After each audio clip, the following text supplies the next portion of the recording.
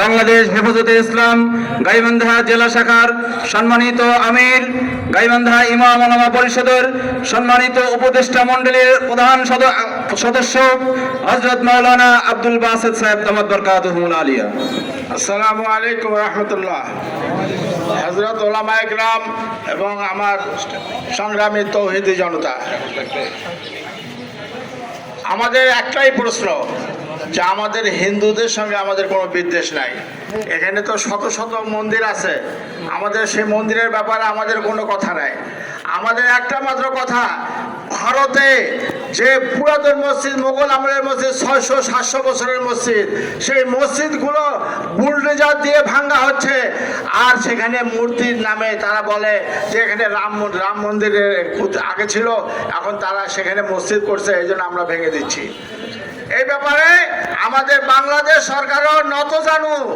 বাংলাদেশ সরকারের কোনো মসজিদ যে ভাঙতেছে এই ব্যাপারে কোনো কি নাই, প্রতিবাদ নাই।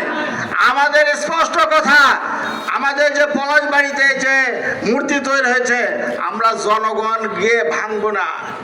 আমরা জনগণ গিয়ে আমরা আইন হাতে তুলে নেব। জনগণ, আমি প্রশাসনের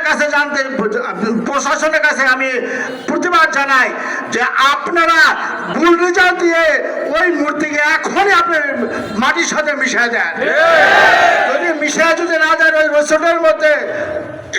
রিসোর্টের মধ্যে যতগুলো মূর্তি আছে সমস্ত মূর্তি বুলডোজার দিয়ে ভাঙতে হবে আপনাদের।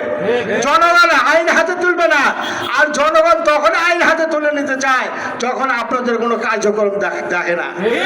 আপনারা দেখান যে খুব শীঘ্রই ওই রিসোর্টের যতগুলো মূর্তি আছে রিসোর্টের ভিতরে রাম মূর্তি সহ সমস্ত বুলডোজার দিয়ে ভেঙে ফেলেন, তখন আমাদের আর কোনো আপত্তি থাকবে না।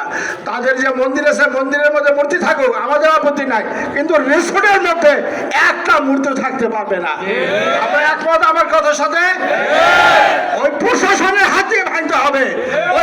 ওই প্রশাসনের বুলডোজার দিয়ে মাটির সাথে মিশিয়ে দেবে ওই সমস্ত রাম মূর্তিগুলো।